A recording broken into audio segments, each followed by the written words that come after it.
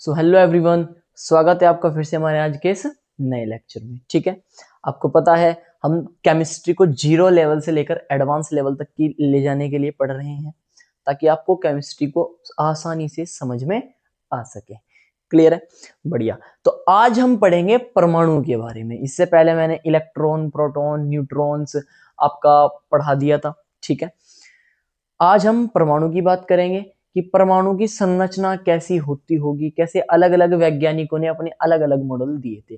तो उन सभी मॉडल में से आज हम सबसे पहले वाला मॉडल पढ़ने वाले हैं जो है टॉमसन का मॉडल। ठीक है, टॉमसन का परमाणु मॉडल। बढ़िया। अब टॉमसन भैया ने क्या कहा था? टॉमसन भैया ने कहा कि जैसे तरबूज होता है, तरबूज मान लीजिए ये तरबूज है। ठीक है, तरबूज का कटा हुआ भाग है और इसके अंदर ऐसे करके बीज धसे रहते हैं। इसके अंदर ऐसे करके कहीं कहीं पे बीज धसे रहते हैं ना तरबूज में। बढ़िया। तो टॉमसन भैया ने यही बोला कि परमाणु कुछ तरबूज के तरीके का होता है, जिसमें मेरे पास जिस प्रकार तरबूज में बीज धसे रहते हैं उसी प्रकार परमाणु के अंदर इलेक्ट्रॉन्स धसे रहते हैं। ठीक है, इलेक्ट्रॉन्स धसे रहते हैं। और जो तरबूज का खाने वाला भाग होता है, लाल वाला भाग, उसी प्रकार परमाणु का जो बचा हुआ भाग है वो धनावेशित भाग होता है। ठीक है भाई, इलेक्ट्रॉन पे जो होता है ऋणावेशित होते हैं, इलेक्ट्रॉन पे ऋणावेश होता है, और जो बचा हुआ भाग उन्होंने क्या बता दिया, वो धनावेशित भाग है। अच्छा सर, यानी कि जो ये बीज से आपको दिख रहे हैं इनको उन्होंने बोला इलेक्ट्रॉन। ठीक है सर, और जो बचा हुआ भाग है बाकी का ये धनावेशित भाग उन्होंने बोल दिया कि ये धनावेशित भाग है। ठीक है, बढ़िया।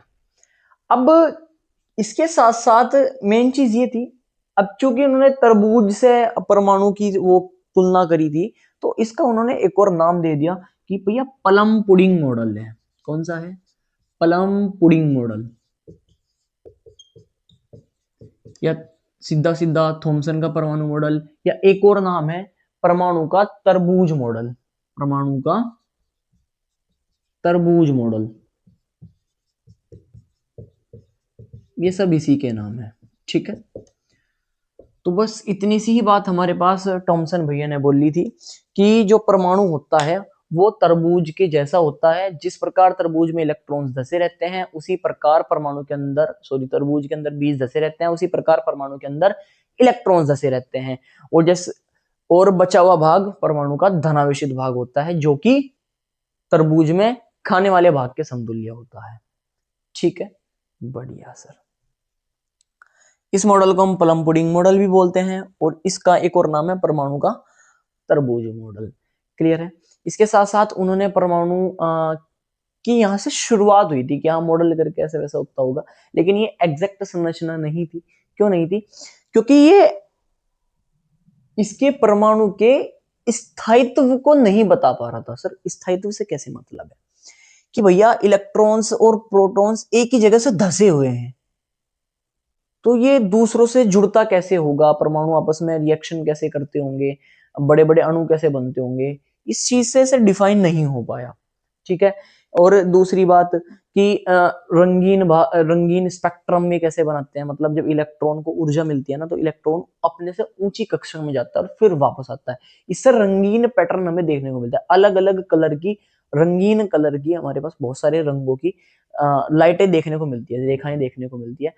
उसके बारे में ये कुछ भी नहीं बता पाया था, तो इस वजह से इस मॉडल को उन्होंने खत्म बोल दिया कि नहीं भैया ये मॉडल तो असफल है, बढ़िया मॉडल नहीं है।